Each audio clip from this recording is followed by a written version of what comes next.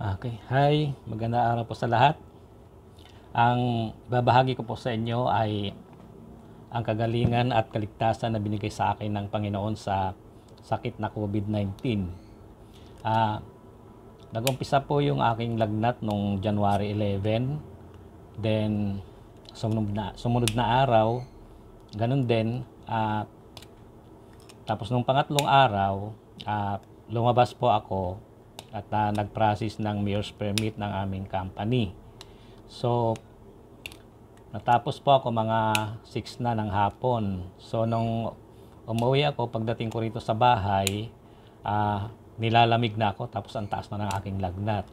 So, kinabukasan, nagsabi ako sa company na maglilib muna ako dahil nilalagnat ako. So, sinabihan ako na magpa-check up. So, ang ginawa ko naman, nagtawag ako sa mga clinic dito sa malapit sa amin para sa scheduling ng check-up. Kaya lang, pag nalaman nilang may lagnat, hindi sila pumapayag. So, ang gusto lang nila, online consultation. So, nung araw na yun, hindi ako nakapagpa-check up. So, kinabukasan, tumawag yung aming company nurse, sinabihan ako na magpa-check up. So, sinabi ko na hindi ako nakakuha ng schedule dahil ayaw nung mga clinic na pumunta pagka may nilalagnat.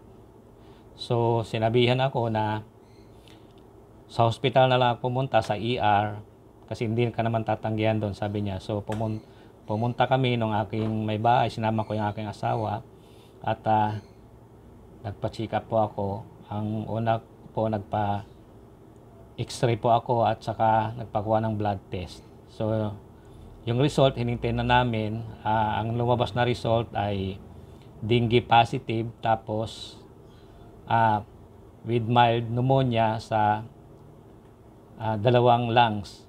So, ang sabi nila is for confinement na. Pero, siyempre, nabigla naman ako. Sabi ko, baka pwedeng umuwi muna ako. So, pinag-waiver ako at pinagpa-resita na lang ako para sa pneumonia. So, pagdating ng bahay, nung gabi na yon, ininom ko naman yung mga gamot na pang pneumonia. Medyo nakatulog naman ako. Pero kinabukasan, tinanong ako at kinabukasan, pinakita ko doon sa aming company yung result ng check-up. So, nung makita nila na may pneumonia ako at saka dengue, so pinababalik ako doon sa para magpa-confine. So, ang unang kumausap sa akin, yung aming ABP, then yung aming nurse na kailangan kong bumalik para magpa-confine at magpa-COVID test. So, nung araw na yon, di pa ako nakapunta kasi nagdadalawang isip ako kung pupunta at saka yung mga kasama ko sa bahay medyo rin sila na pumunta ako doon kasi alam niyo naman pagka nagpa-confine ka, siyempre lang may mga test lahat. Siyempre sila baka i-test din sila sa mga ng COVID ganon, saka i-isolate. So, nung araw na hindi ako nakapunta, so kinabukasan, tumawag ulit sa akin yung aming nurse at saka yung aming COO. So, sinabihan ako na kailangan kong magpa-confine at magpa-COVID test. So, sabi nila, kakausapin daw ko ng aming doktora na kapatid ng aming boss sa office, naming doktor sa office. So, nung kinausap ako, sinabihan ako na kailangan kong magpa-COVID test at magpa-confine. So, nung nag-usap kami, sinabi ko sa kanila na nag-decide na ako na dito na sa bahay magpagaling sana. Kaya lang, ang sinabihan ako ng aming doktora na kapag hindi ka nagpa-confine at hindi ka pa nagpa-COVID test, wala ka ng trabaho pagbalik mo kasi hindi ka makakakuha ng clearance sa barangay na kailangan sa office. So, natapos yung pag-usap namin na hindi ako pumayag. So, after po ng mga 10 minutes, napag-isip-isip ko na mali din po yung naging decision ko. So, tinawagan ko po siya ulit, tapos sinabi ko na papakonfine na ako, ma'am, sabi ko. So, ang ginawa ko, niready ko na yung mga dadalhin ko, na mga gamit, mga damit, nilagay ko na sa mga bag ko. Pero mayroon pa rin opposition dito sa aming bahay. Kasi nga, mas gusto na sana nila dito na lang sa bahay kasi nga medyo umifik din naman yung yung ininom ko na gamot para sa pneumonia. Tapos nung umalis na po ako, pumunta na po ako nagpakuha na ako ng sasakyan, tapos pumunta na ako sa BRP. So pagdating ko doon, sa ER, entertain naman agad ako, tapos nilagay na ako sa isolation room na pang suspected na COVID-19 kasi wala pang result. So after nun, paglipat ko doon na nag-umpisa yung mga paglala nung kalagayan ko. Ang hirap na akong kumain pagka kumakain ako. Halos hindi ko malunok yung pagkain kasi walang kalasa-lasa, tsaka nasusuka, naduduwal ako, kaya napakahirap kumain. So after pagkatapos kong makuhanan ng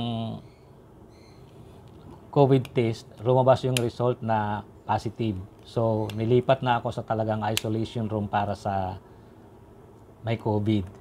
So, doon, pag lipat ko doon na nag-umpisa yung medyo paglala nung kalagayan ko. Yun, sa pagkain, napakahirap. Tapos,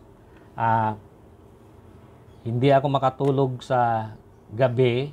Tapos, yung palpitate ng puso ko, walang tigil, halos magdamag yan. Wala talagang tulog. So, yung mga sumunod na araw ulit, ganun din. So, talagang nag-uumpisa na yung tapos yung ubo, mag-umpisa na rin yung ubo. Then, sa gitna ng lumalalang kalagayan, nanalangin po ako sa Panginoon. Umiyak po ako sa Kanya. Sabi ko, Panginoon, gusto ko pang mabuhay, sabi ko.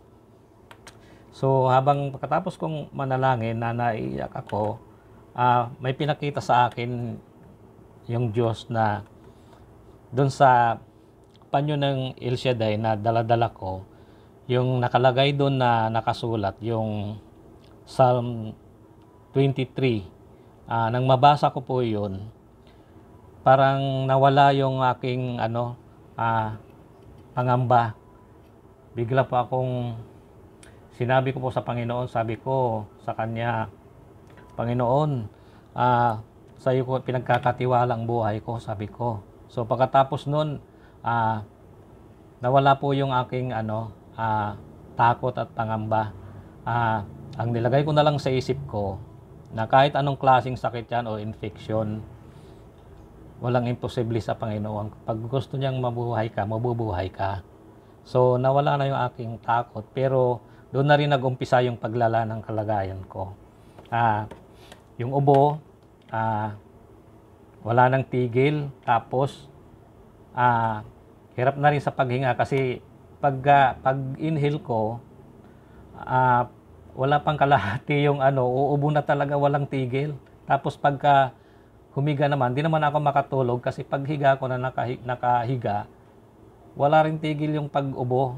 Pag lumapat yung likod ko sa kama, wala talagang tigil yung pag-ubo. So nung pumunta na yung doon, ni-refer na ako sa infectious disease para sa pneumonia. So nung kinausap ako, sabi nila sa akin,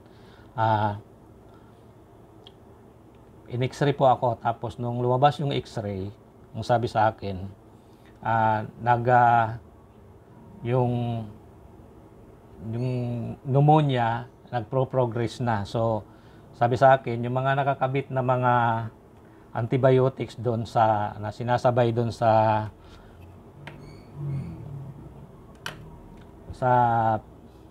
pangalan to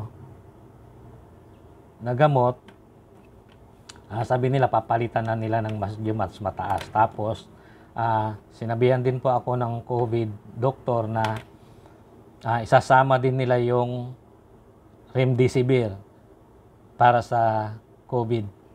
So sabi ko sa doon doktor, kung ano po yung makakabuti sa akin, Dok, kayo na po yung bahala, sabi ko.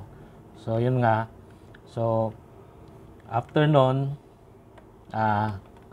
gano'n na nangyari. Yung nilagyan na ako ng oxygen kasi nga hirap na sa paghinga. Tapos pagka pupunta ako ng CR, pag tinatanggal ko yung oxygen, halos hindi na ako makabalik sa kama kasi nga uubuhin na ako ng uubuhin, tapos medyo manghihina na ako kahit naghahabol na ako ng hininga. So nag-request na lang ako ng yung Arinola na may upuan na ilapit na lang doon sa para hindi na pumunta ng CR kasi hirap na talagang kapusin na sa hininga.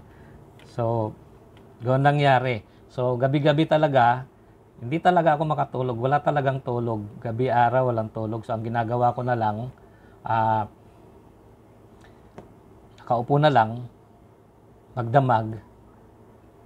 Minsan nagtitingin-tingin sa cellphone kasi wala talaga, hindi makatulog eh. Pagka humiga ako na patihaya, uubuhin ako ng uubuhin. Pagka tumagilid naman, di rin ako makatulog. So ganoon na lang ginagawa ko. So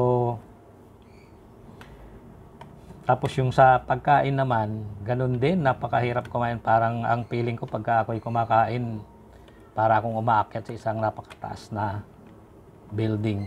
Kasi kada kain, kahit paunti-unti lang, naduduwal ako at saka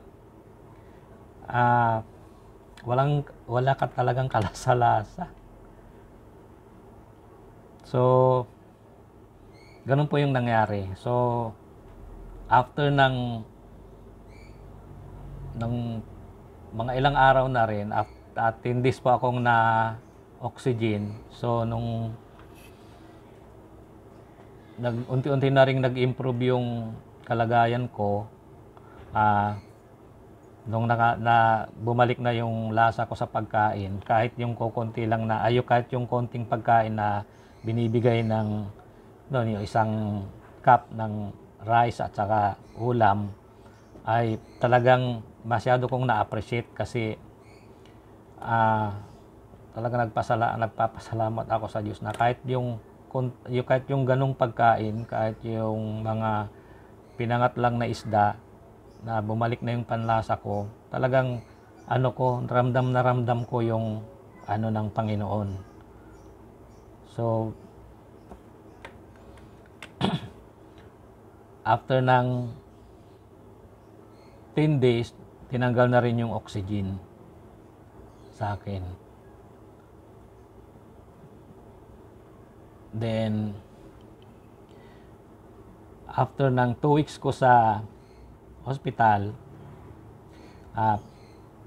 nakalabas na rin po ako. Kinausap ako ng doktor nung ika 15 days ko na pwede na akong lumabas. So, ang ginawa ko, tinawagan ko po yung girlfriend ng anak ko, taka nagpatulong ako sa pag-process ng mga kailangang document doon sa ospital para makalabas, kasi sa aming bahay naka quarantine yung family ko, asawa ko, mga anak ko, hindi rin sila lumalabas ng bahay. Ganoon din yung anak ko, saka yung pamilya niya, si Oliver. So, nung araw din noon na sinabihan ako ng doktor na pwede na akong malumabas, pagdating ng hapon, nakalabas naman ako. So, na settle naman lahat yung aming mga bayarin. So, talagang nagpapasalamat ako sa Panginoon na sa kaligtasan at kagalingan na binigay niya sa akin sa sakit na COVID. Okay. So, yun lang po. Maraming salamat. Okay. Bye-bye po.